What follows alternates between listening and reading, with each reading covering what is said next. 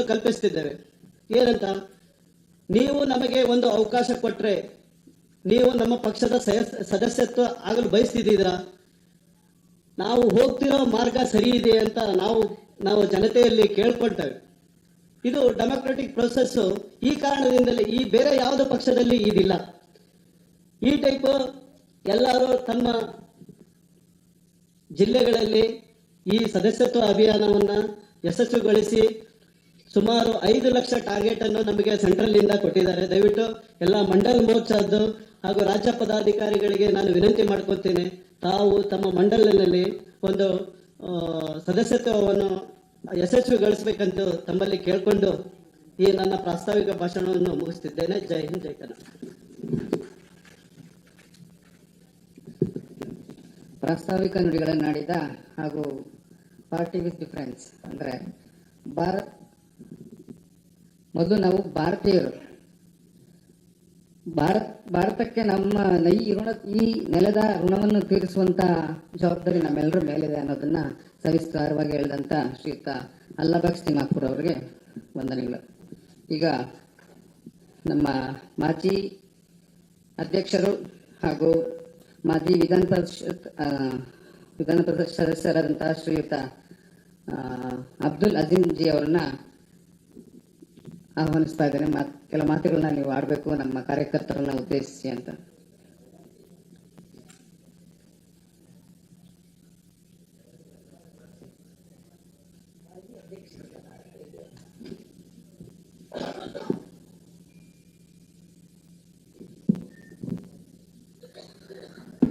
बोलो भारत माता की, बोलो भारत माता की, वंदे वंदे. ಇವತ್ತು ನಮ್ಮ ಭಾರತೀಯ ಜನತಾ ಪಕ್ಷದ ಮುಖ್ಯ ಕಚೇರಿಯಲ್ಲಿ ಮೆಂಬರ್ಶಿಪ್ ಡ್ರೈವ್ ಅಭಿಯಾನ ನಾವು ಪ್ರಾರಂಭಿಸ್ತಾ ಇದ್ದೀವಿ. ಈ ಒಂದು ಸಮಾರಂಭಕ್ಕೆ ನಮ್ಮ ರಾಷ್ಟ್ರೀಯ ಅಧ್ಯಕ್ಷರಾದ ಸನ್ಮಾನ್ಯ ಶ್ರೀ ಜಮಾಲ್ ಸಿದ್ದಿಕಿ ಸಾಹೇಬ್ರವರು ಬಂದಿದ್ದಾರೆ, ಉಪಸ್ಥಿತಿದ್ದಾರೆ. ಇದರ ಜೊತೆಗೆ ಕರ್ನಾಟಕ ರಾಜ್ಯದ ವಿಧಾನ ಪರಿಷತ್ತಿನ ವಿರೋಧ ಪಕ್ಷದ ನಾಯಕರು ಸನ್ಮಾನ್ಯ ಶ್ರೀ ಸೆಲ್ವಾದಿ ನಾರಾಯಣ ಸ್ವಾಮಿರವರೇ, member of the parliament Rajya Sabha ಸದಸ್ಯರು ಸನ್ಮಾನ್ಯ ಶ್ರೀ ಲಹರ್ ಸಿಂಗ್ ಅವರೇ, ಹಾಗೂ NS ಜೋಸೆಫ್ ರವರೇ, ರಾಷ್ಟ್ರೀಯ ಸಂಚಾಲಕ ನಮ್ಮ ನಾಯಕರು, ಹಾಗೂ ನಮ್ಮ ಕರ್ನಾಟಕ ರಾಜ್ಯದ ಅಲ್ಪಸಂಖ್ಯಾತರ ಅಧ್ಯಕ್ಷರಾದ ಶ್ರೀ ಅನಿಲ್ ಥಾಮಸ್ ರವರೇ, ವೇದಿಕೆ ಮೇಲೆ ಆಸೀನರಾದಂಥ ಶ್ರೀ ಅಬ್ದುಲ್ ಸಲಾಂ ರವರೇ, ಹಾಗೂ ಶ್ರೀ ಇಲಿಯಾಸ್ ರವರೇ, ಹಾಗೂ ಇವತ್ತು ಈ ಒಂದು ಅಭಿಯಾನಕ್ಕೆ ಬಂದಿರತಕ್ಕಂಥ ಎಲ್ಲ ಪಕ್ಷದ ಪದಾಧಿಕಾರಿಗಳೇ, ನಾನು ಇವತ್ತು ಬಹಳ ವರ್ಷಗಳಾದ ನಂತರ ನಮ್ಮ ದೊಡ್ಡ ದೊಡ್ಡ ನಾಯಕರು ಬರ್ತಾ ಇದ್ದಾರೆ, ಅವರ ಭಾಷಣವನ್ನು ಕೇಳೋಣ. ರಾಷ್ಟ್ರೀಯ ನಾಯಕರು ಬಂದಿದ್ದಾರೆ, ನಮ್ಮ ಮೋಸ್ಟ್ ಡೆಡಿಕೇಟೆಡ್ ಹಿರಿಯ ನಾಯಕರಾದ ಸನ್ಮಾನ್ಯ ಶ್ರೀ ಸೆಲ್ವಾದಿ ನಾರಾಯಣ ಸ್ವಾಮಿ ಬಂದಿದ್ದಾರೆ. ಅವರು ಕೇಳೋಣ ಅಂತ ನಾನು ಬಂದರೆ ನನಗೆ ಫಸ್ಟ್ ಹೆಸರು ನನಗೆ ಕರೆದ್ಬಿಡಿಯ. ಮೋಸ್ಟ್ಲಿ ನನಗೆ ಅನ್ಸುತ್ತೆ ಆಲ್ಫಾಬೆಟಿಕಲಿ ಕರೀತಾ ಇರ್ಬೋದು. ಅಬ್ದುಲ್ ಅಜೀಮ್ ಅಂದರೆ ಏನಿಂದ ಶುರುವಾಗುತ್ತೆ. ನನ್ನ ಸ್ಟೂಡೆಂಟ್ ಕಾಲದಲ್ಲೂ ನಂಬರ್ 1, ಇಲ್ಲಿ ಬಂದರೂ ನಂಬರ್ 1 ಆಗಿ ಕರೆದಿದ್ದಾರೆ. ಇವತ್ತು ಹೇಳಬೇಕಾದ್ರೆ ಸಭೆಯಲ್ಲಿ ಬಹಳ ಹಿರಿಯರ ನಾಯಕರಾದ ನಮ್ಮ ಅಬೂಬಕ್ಕರ್ ಅವರಿದ್ದಾರೆ, ಬಹಳ ಜನ ಬಂದಿದ್ದಾರೆ ನೋಡಿ, ಬಹಳ ಸಂತೋಷ ಆಯಿತು, ಬಹಳ ಖುಷಿ ಆಯಿತು. ಮೊನ್ನೆ ಡೆಲ್ಲಿಗೆ ಹೋಗಿದ್ದೆ ನಾನು ಇಂಟ್ರೊಡ್ಯೂಸ್ ಮಾಡಿಕೊಂಡೆ. ನಾನು ಮೈನಾರಿಟೀಸ್ ಕಮಿಷನ್ ಅಧ್ಯಕ್ಷನಾಗಿದ್ದೀನಿ, ಮಾಜಿ ವಿಧಾನ ಪರಿಷತ್ತಿನ ಸದಸ್ಯನಾಗಿದ್ದೀನಿ. ಆಗ ಅವರು ಕೇಳಿದ್ರು, ಯಾವ ಪಕ್ಷದವರು ನಿಮಗೆ ಮೈನಾರಿಟೀಸ್ ಕಮಿಷನ್ ಚೇರ್ಮನ್ ಮಾಡಿದ್ರು, ಈಗ ಹಾಲಿ ನೀವು ಯಾವ ಪಕ್ಷದಲ್ಲಿದ್ದೀರಾ ಅಂತ ಒಂದು ಪ್ರಶ್ನೆ ಕೇಳಿದ್ರು. ಆ ಪ್ರಶ್ನೆ ಕೇಳಿದ್ರು ಯಾರು ಅಂತ ಹೇಳಿದ್ರೆ ಕಾಂಗ್ರೆಸ್ನವರು, ಅವರು ಕಾಂಗ್ರೆಸ್ ಲೀಡ್ರು. ನಾನು ಹೇಳಿದೆ, ನಾನು ಭಾರತೀಯ ಜನತಾ ಪಕ್ಷದ ಒಬ್ಬ ಕಾರ್ಯಕರ್ತ ಅಂತ ಹೇಳಿದಾಗ ಒಂದು 50% ಅವ್ರ ಮುಖದಲ್ಲಿ ಬದಲಾವಣೆ ಬಂದ್ಬಿಡ್ತು. ಬಿಜೆಪಿಗೆ ಯಾವಾಗ ಸೇರಿದ್ರಿ, ಎಷ್ಟು ವರ್ಷ ಆಯ್ತು ಸೇರಿ ಅಂತ ಕೇಳಿದ್ರು. ನಾನು ಹೇಳಿದೆ 12 ವರ್ಷ ಆಯ್ತು ಅಂತ ಹೇಳ್ಬಿಟ್ಟು. ಟೋಟಲ್ 100% ಮುಖದಲ್ಲಿ ಒಂದು ಬದಲಾವಣೆ ಬಂದ್ಬಿಡ್ತು. ನೋಡಿ, ಆ ಮುಖದಲ್ಲಿ ಸಂತೋಷ ಇರಲಿಲ್ಲ, ಮುಖದಲ್ಲಿ ಏನೋ ಒಂದು ಸಿಟ್ಟು, ಏನೋ ಒಂದು ಬೇಜಾರದಿಂದ ನನಗೆ ನೋಡ್ತಾ ಇದ್ರು. ನಾನು ಹೇಳಿದೆ, ಭಾರತೀಯ ಜನತಾ ಯಾಕೆ ನೀವು ಸೇರ್ಕೊಟ್ರಿ? ಭಾರತೀಯ ಜನತಾ ಪಕ್ಷ ನಮ್ಮಲ್ಲಿ ಬೇರೆ ಬೇರೆ ಕ್ಯಾಟಗರಿಗಳಿವೆ, ಇದ್ದೇವೆ ನಮ್ಮ ಅಲ್ಪಸಂಖ್ಯಾತರಲ್ಲಿ. ನಾನು ಯಾವ ಕ್ಯಾಟಗರಿಗೆ ಸೇರ್ತಾವ ಅಂತ ಹೇಳ್ಬೇಕಾದ್ರೆ, ಬೋಲೋ ಭಾರತ್ ಮಾತಾ ಕಿ ಜೈ ಅಂತ ಹೇಳಿದ್ರೆ ಆ ಕ್ಯಾಟಗರಿಗೆ ಸೇರಿದ ಮುಸ್ಲಿಮು ಅಂತ ಹೇಳಿದೆ ನಾನು. ಇವತ್ತು ಬಹಳ ಜನ ನಮ್ಮಲ್ಲಿ ಒಂದು ಡಿಫರೆನ್ಸಸ್, ಮಿಸ್ಅಂಡರ್ಸ್ಟ್ಯಾಂಡಿಂಗು, ಮಿಸ್ಕಮ್ಯುನಿಕೇಶನ್, ಮಿಸ್ಕನ್ಸೆಪ್ಷನ್ ಇದೆ. ಅದು ಬಹಳ ದೂರ ಹೋಗೋದು ಬೇಕಾಗಿಲ್ಲ. ಕಾಂಗ್ರೆಸ್ನವರು ಖಂಡಿತ ನಮಗೆ ಲೈಕ್ ಮಾಡಲ್ಲ, ನನ್ನ ಜೊತೆ ಕೈನೂ ಶೇಕ್ ಹ್ಯಾಂಡ್ ಮಾಡಲ್ಲ, ಮುಖ ನೋಡಿನೂ ಮಾತಾಡಲ್ಲ. Forget about other things. ನಾನು ಮೈನಾರಿಟಿ ಕಮಿಷನ್ ಚೇರ್ಮನ್ ಆಗಿದ್ನಲ್ಲ, ಅದು ಎಷ್ಟು ದೊಡ್ಡ ಹುದ್ದೆ ಅಂತ ಹೇಳಿದ್ರೆ ನಮ್ಮ ಚಲವಾದಿ ನಾರಾಯಣ ಸ್ವಾಮಿ ಅವ್ರಿಗೆ ಗೊತ್ತು. ಕ್ಯಾಬಿನೆಟ್ ರ್ಯಾಂಕ್ ಕೊಟ್ಟಿದ್ರು, ಕೋರ್ಟ್ ಪವರ್ಸ್ ಕೊಟ್ಟಿದ್ರು ನನಗೆ. ಇದರ ಜೊತೆಗೆ ಪ್ರೋಟೋಕಾಲ್ ಇತ್ತು. ಇಂಥ ಒಂದು ದೊಡ್ಡ ಹುದ್ದೆ ಕೊಟ್ಟರು ನಮ್ಮ ಅಲ್ಪಸಂಖ್ಯಾತರು ಏನಿದ್ರು ಬೇರೆ ಪಕ್ಷದವರು, ಅವರು ನನ್ನ ಜೊತೆ ಮಾತೇ ಆಡ್ತಿರ್ಲಿಲ್ಲ. ಎಲ್ಲವರಿಗೆ ಅಂತ ಹೇಳಿದ್ರೆ ಮಿಲಾದ್ ಫಂಕ್ಷನ್ ಆಗುತ್ತೆ ನಮ್ಮಲ್ಲಿ, ನನಗೆ ಇನ್ವೈಟ್ ಮಾಡಲ್ಲ. ನನ್ನ protocol next to the minister.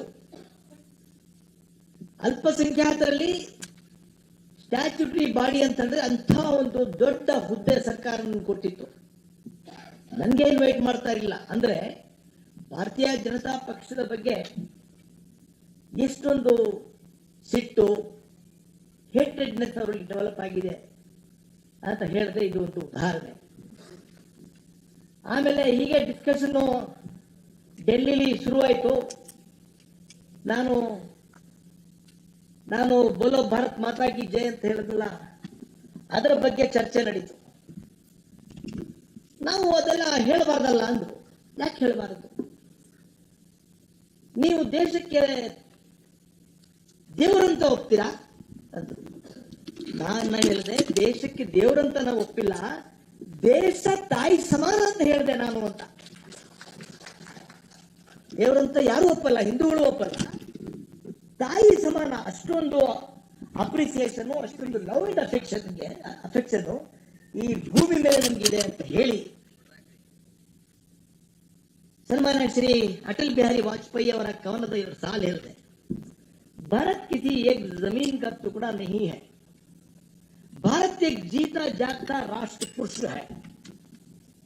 यहाँ का हर कंकर हमारे लिए शंकर है, यहाँ की हर नदी हमारे लिए गंगा है.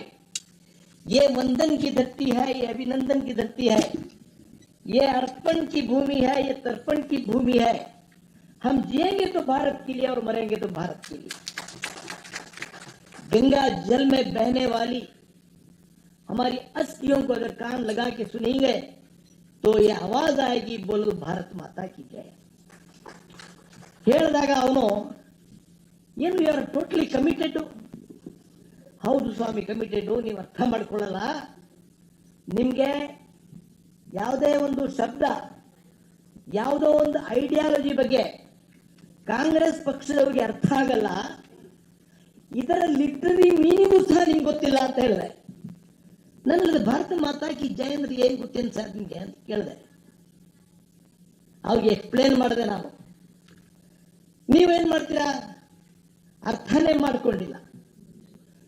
ನಮ್ಮ ಅಲ್ಲಾಮಾ ಇಕ್ಬಾಲ್ ಅವರು ರಾಷ್ಟ್ರೀಯ ಪೋಯಿಟ್, ಸಾರೇ ಜಹಾಂ ಸೆ ಹಿಂದೂಸ್ತಾನ್ ಹಮಾರ ಅಂತ ಯಾಕೆ ಹೇಳಿದ್ರು? ಹಮ್ ಬುಲ್ಬುಲೆ ಹಿ ಇಸ್ಕಿ ಯೇ ಗುಲ್ಸಿತಾ ಹಮಾರ ಅಂತ ಯಾಕೆ ಹೇಳಿದ್ರು? ಮಜ್ಹಬ್ ನಹಿ ಸಿಖಾತಾ ಆಪಸ್ ಮೇ ಬೈರ್ ರಖ್ನಾ, ಹಿಂದಿ ಹೇ ಹಮ್ ವತನ್ ಹಿಂದೂಸ್ತಾನ್ ಹಮಾರ ಅಂತ. ಅದು ಅಪ್ರಿಸಿಯೇಷನ್ ಅಲ್ವಾ ಅಂತ ಹೇಳಿ ಎಕ್ಸ್ಪ್ಲೇನ್ ಮಾಡಿ, ನೀವು ಒಂದೇ ಮಾತ್ರ ಹೇಳಕ್ ತಯಾರಿಲ್ಲ. ನೀವು ನಮ್ಮ ಅಸದುದ್ದೀನ್ ಅವೇಸಿ ಅವರು ಚರ್ಚೆ ಮಾಡ್ತಾರೆ, ನಾನು ಹೇಳಲ್ಲ. ಸ್ವಾಮಿ, ಮೀನಿಂಗ್ ಏನು? What is the meaning of ಒಂದೇ ಮಾತ್ರ? ಅದರ ಕರೆಕ್ಟ್ ಹಿಂದಿ ಅರ್ಥ ಏನಂತಂದ್ರೆ ಐ ಮಾ ತುಜೆ ಮೇರಾ ಸಲಾಂ ಅಂತ. ಓ ನನ್ನ ತಾಯಿ, ನಿನ್ಗೆ ನನ್ನ ನಮಸ್ಕಾರಗಳು ಅಂತ ಹೇಳಿದ್ರೆ ತಪ್ಪೇನು? ಹೀಗೆ ನಮ್ಮಲ್ಲಿ ಮಿಸ್ಅಂಡರ್ಸ್ಟ್ಯಾಂಡಿಂಗ್. ಬಹಳ ಜನ ಅರ್ಥನೇ ಮಾಡ್ಕೊಳಕ್ ಹೋಗಲ್ಲ. ಒಂದು 4 ಜನ ಎಮೋಷನಲ್ ಭಾಷಣ ಮಾಡೋರು ಇದ್ದಾರೆ. ಅವ್ರುಗಳು ಏನ್ ಹೇಳ್ತಾರೆ ಅದು ಮಾತು ಕೇಳ್ಕೊಳ್ಳಿ. ಹೀಗಾಗಿ ನಾನು ಇನ್ನೊಂದು ಮಾತು ಹೇಳ್ತಾ ಇರ್ತೀನಿ, ದಯವಿಟ್ಟು ತಪ್ಪು ತಿಳ್ಕೋಬಾರ್ದು. ಇಲಿಯಾಸ್ ಸಾಹೇಬ್ರೆ, ಸಲಾಂ ಸಾಹೇಬ್ರೆ, ನಮ್ಮಲ್ಲಿ ಕೆಲವರು ಇಲಿಟ್ರೇಟ್ ಇರ್ತಾರೆ. ಮುಸಲ್ಮಾನರಿಗೆ ಏನ್ರಿ ಸಾಬ್ರೆ ಅಂತಂದ್ರೆ ಸಿಟ್ಟು, ಸಾಬ್ರು ಅಂದ್ರೆ ಸಿಟ್ಟು. ನಾರಾಯಣ ಸಾಹೇಬ್ರು ಕೇಳ್ಬೇಕಿದೆ ನೀವು. ಅವ್ರೇನ ಸಾಬ್ರು ಅಂತ ಹೇಳಿದ್ರೆ ಏನೋ ನಮ್ಗೆ ಬೈದು ಮಾತಾಡ್ತಾ ಇದಾರೆ, ಇನ್ಸ್ಟೆಂಟ್ ಮಾತಾಡ್ತಾ ಇದ್ದಾರೆ. ನಾನು ಬಹಳ ಜನರಿಗೆ ಹೇಳಿದ್ದೀನಿ, ಭಾರತ ದೇಶದಲ್ಲಿ ಎಂಥ ಗೌರವ ನಮ್ಗೆ ಸಿಗ್ತಾ ಇತ್ತು ಅಂತ ಹೇಳಿದ್ರೆ ನಮ್ಮ ಸಮುದಾಯಕ್ಕೆ ಸಾಹೇಬ್ ಅಂತ ಹೇಳಿದ್ರೆ ಬಹಳ ದೊಡ್ಡ ವ್ಯಕ್ತಿ. ಆ ಕಾಲದಲ್ಲಿ ಸಾಹೇಬ್ ಅಂತ ಹೇಳೋರು, ಸಾಹೇಬ್ರು ಅಂತ ಬಂತು. ನಾವು ಆಡುಭಾಷೆಯಲ್ಲಿ ಏನ್ ಮಾಡ್ತೀವಿ? ಸಾಬು. ನೀವ್ ಯಾಕೆ ಸಿಟ್ಟು ಮಾಡ್ಕೊತಿದ್ರೆ? ನಿಮ್ಗೆ ಗೌರವ ಕೊಟ್ಟು ಮಾತಾಡ್ತಾ ಇದ್ದವರು ಅಂತ ಹೇಳ್ಬಿಟ್ಟು. ಹೀಗೆ ಬಹಳಷ್ಟು ಮಿಸ್ಕನ್ಸೆಪ್ಷನ್ ನಮ್ಮಲ್ಲಿ ಆಗ್ತಾ ಇದೆ. ನಾವು ಇವತ್ತು ಮೆಂಬರ್ಶಿಪ್ ಡ್ರೈವ್ ಮಾಡಕ್ಕೆ ಹೊರಟಿದ್ದೀವಿ. 2014 ನಾನು ಭಾರತದಲ್ಲಿದ್ದೆ. ಸನ್ಮಾನ್ಯ ಶ್ರೀ ಸಂತೋಷ್ ಜಿ ಅವರು ಆಫೀಸ್ ಕರೆದ್ರು. ಅದೇಮ್ ಅವರು ಎಷ್ಟು ಜನಕ್ಕೆ ಮಾಡಿದ್ರಿ ಮೆಂಬರ್ಶಿಪ್? ನೀವು, ನಾನು ಪ್ರೆಸಿಡೆಂಟ್ ಆಗಿದ್ದೆ, ಎಷ್ಟು ಜನರಿಗೆ ಮಾಡಿದ್ರಿ ನೀವು? ಸರ್, ತಾವು ಹೇಳ್ದಂಗೆ ಮಾಡ್ತಾ ಇದ್ದೀನಿ ಸರ್. ಪ್ರತಿಯೊಂದು ಅಸೆಂಬ್ಲಿ ಕಾನ್ಸ್ಟಿಟ್ಯೂಯನ್ಸಿಯಲ್ಲಿ 5,000 ಮಾಡ್ತಾ ಇದ್ದೀನಿ ಸರ್ ಅಂತ ಹೇಳಿದ್ರು. 5,000 ಅವ್ರು ಮಾಡೋದಿರ್ಲಿ, ನಿಮ್ಮ ಸ್ವಂತ ಕೆಪಾಸಿಟಿಲಿ ಕನಿಷ್ಠ 5,000 ಮಾಡಬೇಕು ಅಂತ ಹೇಳಿದ್ರು. With your sign and signature ಅಂತ ಹೇಳಿದ್ರು. ನಾನು 5,000 ಜನರದ್ದು ಮಾಡಿ ನನ್ನ ಓನ್ ಕೆಪಾಸಿಟಿಲಿ ವಿತ್ ಫೋಟೋಗ್ರಾಫ್ ಹಾಕಿ ಸರ್ಟಿಫೈ ಮಾಡಿ ತಗೊಂಡ್ಬಂದು ಸನ್ಮಾನ್ಯ ಶ್ರೀ ಸಂತೋಷ್ ಜಿಗೆ ಕೊಟ್ಟಿದ್ದೆ. ನಾನು ಮೊದಲು JDS ನಲ್ಲಿದ್ದೆ, MLC ಆಗಿದ್ದೆ. ಪಾರ್ಲಿಮೆಂಟ್ ಎಲೆಕ್ಷನ್ ಕಂಟೆಸ್ಟ್ ಮಾಡಿದೆ, ಅಸೆಂಬ್ಲಿ ಎಲೆಕ್ಷನ್ ಕಂಟೆಸ್ಟ್ ಮಾಡಿದೆ. I lost the election. JDS ಮೇಲೆ ಸ್ವಲ್ಪ ನನಗೆ ಸಿಟ್ಟು ಬಂತು. ಯಾವ ತರ ಒಂದು ಅಸಿಸ್ಟೆನ್ಸ್ ಕೊಡಬೇಕಾಗಿತ್ತು, ಆ ಅಸಿಸ್ಟೆನ್ಸ್ ನನಗೆ ಕೊಟ್ಟಿಲ್ಲ ಅವರು. ಈಗ ಪಕ್ಷದ ನಾಯಕರು ನಮ್ಮ ಪಕ್ಷದ ವತಿಯಿಂದ ಒಬ್ಬ ಮಾಮೂಲಿ ಗ್ರಾಮ ಪಂಚಾಯತ್ ಎಲೆಕ್ಷನ್ಗೆ ನಿಂತಾಗ ಬರ್ತಾರೆ. ನಾನು ಹೆಸರು ತಗೊಳ್ಳಕ್ ತಯಾರಿಲ್ಲ. ಈಗ ಅಲಯನ್ಸ್ ಆಗ್ಬಿಟ್ಟಿದೆ JDS ಜೊತೆ. ಕುಮಾರಸ್ವಾಮಿಗಳು ಹೋಗಿ ಕೇಳಿದೆ, ಚಲುವರಾಜ ಸ್ವಾಮಿ ಚಲುವಾದಿ ದಯವಿಟ್ಟು ಗಮನಿಸಬೇಕು, ಬರಲಿಲ್ಲ. ಪಾರ್ಲಿಮೆಂಟ್ ಎಲೆಕ್ಷನ್ ನಿಂತಿದ್ದೀನಿ, ಅದು ಬೆಂಗಳೂರಿನಲ್ಲಿ, ಬೆಂಗಳೂರು ನಾರ್ತ್ ನಲ್ಲಿ. ಇಮ್ಯಾಜಿನ್ ಮಾಡೀನಿ. ಪಂಚಾಯತ್ ಎಲೆಕ್ಷನ್ ಅಲ್ಲ, ಕಾರ್ಪೊರೇಷನ್ ಎಲೆಕ್ಷನ್ ಅಲ್ಲ ಸರ್. 5 ನಿಮಿಷ ಕೊಡಿ ಸರ್, 5 ನಿಮಿಷ ಬರಲಿಲ್ಲ. ಕೊನೆಗೆ ನನ್ನ ಎಲೆಕ್ಷನ್ ನಾನೇ ಫೈಟ್ ಮಾಡಿದೆ. ಅದೇನೋ ಹೇಳ್ತಲ್ಲ, ಡೈರೆಕ್ಟರ್ ನಾನೇ, ಪ್ರೊಡ್ಯೂಸರ್ ನಾನೇ, ಆಕ್ಟರ್ ನಾನೇ, ಸ್ಟೋರಿ ರೈಟರ್ ನಾನು. ಆದ್ರೂ ಸಹ ನನಗೆ ಜನ 1 ಲಕ್ಷ ಓಟ್ ಕೊಟ್ಟರು. ನನಗೆ ಬೇಜಾರಾಯಿತು. ದೇವೇಗೌಡರಿಗೆ ಹೋಗಿ ಹೇಳಿದೆ, ಸರ್ ನಾನು ಪಕ್ಷ ಬಿಡ್ತಾ ಇದ್ದೀನಿ. ಯಾಕೆ ಬಿಡ್ತಾ ಇದ್ದೀರಾ? ನನಗೆ ಬೇಕಾಗಿಲ್ಲ. ಒಂದು ಮಾತು ಹೇಳ್ತೀನಿ, ನಾನು ನಿಮ್ಮಿಂದ ಅಡ್ವಾನ್ಸ್ ಆಗಿ ಬಿಜೆಪಿಗೆ ಹೋಗಿರ್ತೀನಿ. ನೀವು ಹೇಗಿದ್ರು ಇವತ್ತಿಲ್ಲ ನಾಳೆ ಬರೋರು, ನೀವು ಆಮೇಲೆ ಬನ್ನಿ ಸರ್ ನಾನು ಹೋಗಿರ್ತೀನಿ ಅಂತ.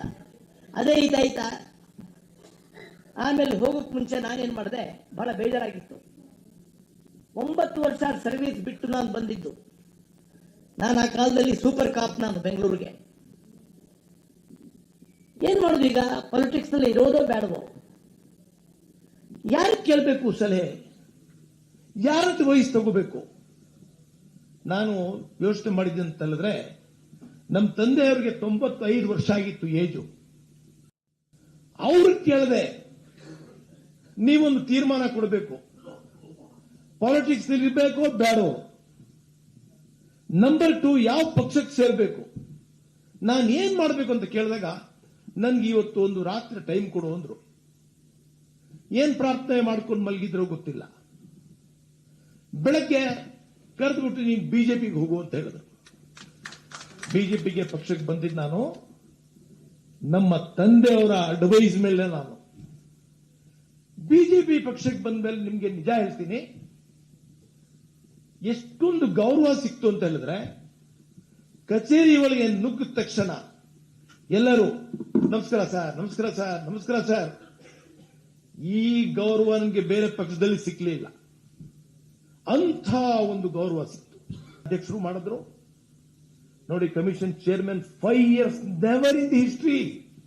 5 ವರ್ಷ ಇರಕ್ಕೆ ಸಾಧ್ಯನಾ? ಈಗ ಆಲ್ರೆಡಿ ಕಾಂಗ್ರೆಸ್ನವರು ಹಂಚ್ಕೊಂಡಿದ್ದಾರೆ. 2 ವರ್ಷ ಆದ್ಮೇಲೆ ನೀನು ಬಿಟ್ಕೊಡ್ಬೇಕು ಅಂತ ಸಿದ್ದರಾಮಯ್ಯನವರು ಕರೆದು ಹೇಳಿದಾರಂತೆ. ನನಗೆ 5 years ಟರ್ಮ್ ಸಿಗ್ಬಿಡ್ತು. ಹಾಗಾಗಿ ನಮ್ಮ ತಂದೆಯವರು ಏನು ಅಡ್ವೈಸ್ ಮಾಡಿದ್ರು, ಮೋರ್ಚಾ ಅಧ್ಯಕ್ಷ ಆದೆ, ಕಮಿಷನ್ ಚೇರ್ಮನ್ ಆದೆ. ಹಾಗಾಗಿ ಇವತ್ತು ಭಾರತೀಯ ಜನತಾ ಪಕ್ಷದಲ್ಲಿದ್ದೀನಿ. ನೀವು ಮಾಡಬೇಕಾಗಿರೋದು ಕೆಲಸ ಏನಂತ ಹೇಳಿದ್ರೆ, ಈ ಅಭಿಯಾನದ ಜೊತೆ ನಮ್ಮಲ್ಲಿ ಏನು ಒಂದು ಮಿಸ್ಅಂಡರ್ಸ್ಟ್ಯಾಂಡಿಂಗ್ ಇದೆ ಭಾರತೀಯ ಜನತಾ ಪಕ್ಷದಲ್ಲಿ, ಅದು ಹೋಗ್ಲಾರ್ಬೇಕು. Forget about Congress, forget about other parties. In our own party ನೀವು ಲಿಸ್ಟ್ ನೋಡಬೇಕು. ನಾನು ಅಧ್ಯಕ್ಷ ಆಗಿದ್ದೆ, ಸಲಾಂ ಅವರು ಅಧ್ಯಕ್ಷರಾಗಿದ್ರು, ಆಮೇಲೆ ಮುಜಮ್ಮಿಲ್ ಅವರಾಗಿದ್ರು. ಆ ಕಾಲದಲ್ಲಿ ಫಸ್ಟ್ 2014 ಏನು ಮೆಂಬರ್ಶಿಪ್ ಡ್ರೈವ್ ಶುರುವಾಯಿತು, ಆ ಹಳೆ ಲಿಸ್ಟ್ ಎಲ್ಲ ತಗೋಬೇಕು. ಸಮಾಜಿ ಹಳೆ ಲಿಸ್ಟ್ ತಗೋಬೇಕು. ಅವ್ರು ಇದಾರು ಇರುವಂತ ಉಂಟು, ಅವ್ರಿಗೆ ಈಚ್ ಅಂಡ್ ಎವ್ರಿ ಮೆಂಬರ್ಗೆ ನೀವು ಕಾಂಟ್ಯಾಕ್ಟ್ ಮಾಡಿ ಪುನಃ ಅವ್ರಿಗೆ ರಿನ್ಯೂ ಮಾಡಿಸ್ಬೇಕು. ಪುನಃ ರಿನ್ಯೂ ಮಾಡಿಸ್ಬೇಕಾಗಿದೆ. ಈಗ ಮಾಡಿದ್ರೆ ಮಾತ್ರ ಮೆಂಬರ್ಶಿಪ್. ಮೊನ್ನೆ ಒಂದು ಸ್ಟೇಟ್ಮೆंट ಕೊಟ್ಟರು, जमाल सिद्दीकी साहब, आपका स्टेटमेंट बहुत वायरल हुआ. हम जो है इस बार डिसाइड किया है 50 लाख माइनॉरिटीज को हम मेंबर्स बनाएंगे बोले. तो इसी तरह हमारे पास लोग हैं, हमारे पास बहुत सारे लोग हैं, मगर हमारी आवाज जो है हमारे बड़े लीडरों तक पहुंच नहीं सकती. बड़े लीडरों तक पहुंच नहीं सकती. लहर सिंह जी, मैं हर एक्सपीरियंस के आधार पे कहता हूं, मैंने 50 साल पब्लिक लाइफ में गुजारा है. 30 साल पुलिस में, 5 साल एमएलसी, 6 साल एमएलसी, 5 साल माइनॉरिटीज कमीशन चेयरमैन.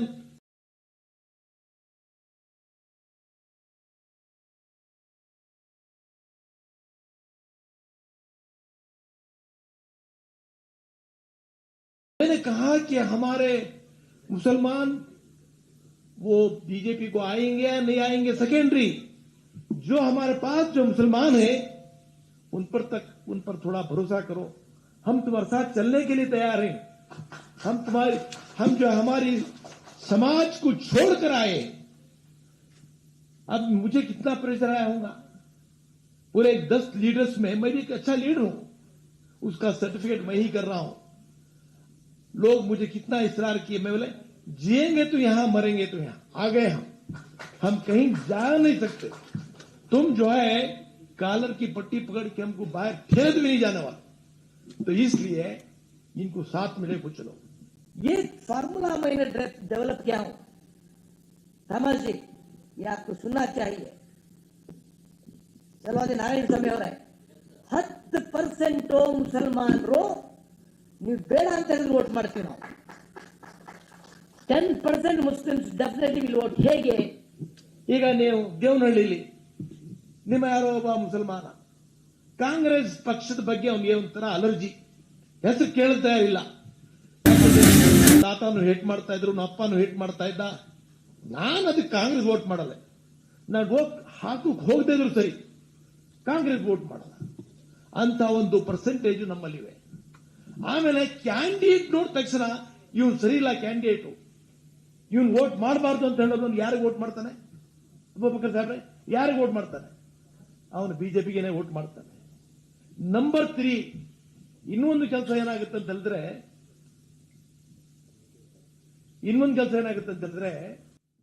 ಈ ನಿಮ್ಮ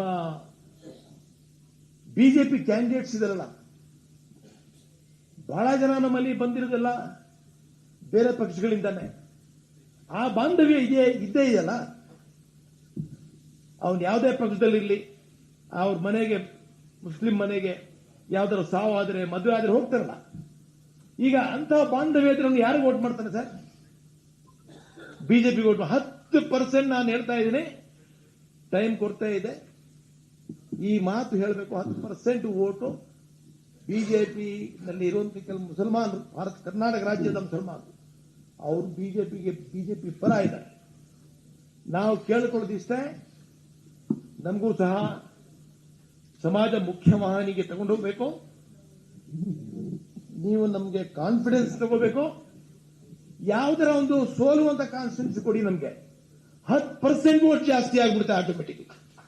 10% ವೋಟ್ಸ್ ವಿಲ್ ಗೋ ಅಪ್. ನಿಮ್ ಜೊತೆ ನಾವಿದ್ದೀವಿ, ನಾವಿರ್ತೀವಿ, ಎಲ್ಲ ಸೇರ್ಕೊಂಡು ಈ ಅಭಿಯಾನ ಮಾಡ್ತಾರೆ. ಯಾಕಂತ ಹೇಳಿದ್ರೆ,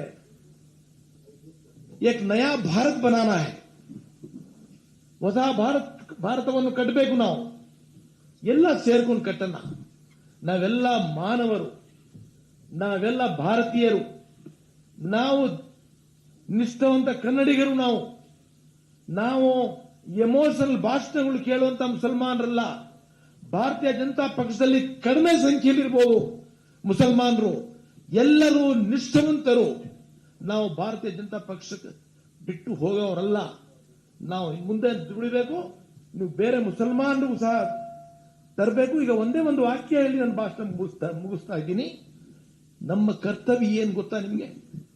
ವಿಶೇಷವಾಗಿ ಅಲ್ಪಸಂಖ್ಯಾತರು, ಜೈನಿಸಂ ಇಂದ ಬಂದಿದ್ದಾರೆ, ಬುದ್ಧಿಸಂ ಇಂದ ಬಂದಿದ್ದಾರೆ, ಸಿಖ್ ಸಮುದಾಯದವರು ಇದ್ದಾರೆ, ಕ್ರಿಶ್ಚಿಯನ್ಸ್ ಇದ್ದಾರೆ, ಮುಸ್ಲಿಮ್ಸ್ ಇದ್ದಾರೆ.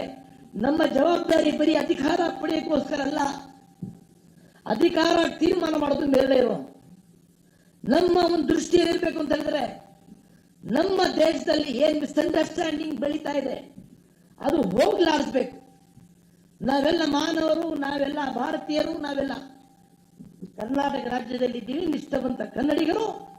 ಪ್ರೀತಿ ವಿಶ್ವಾಸ ಮೂಡಿಸಿ ನಾವೆಲ್ಲ ಮಾನವರಂತ ಒಂದು ಸಂದೇಶ ಕೊಡಬೇಕು. ಭಾರತ ದೇಶದಲ್ಲಿ ಇರುವಂತ ಮುಸಲ್ಮಾನರಾಗ್ಲಿ, ಕ್ರೈಸ್ತರಾಗ್ಲಿ 90% ಎಲ್ಲ ಹಿಂದೂಗಳಾಗಿದ್ರು. ನಾವು ಧರ್ಮ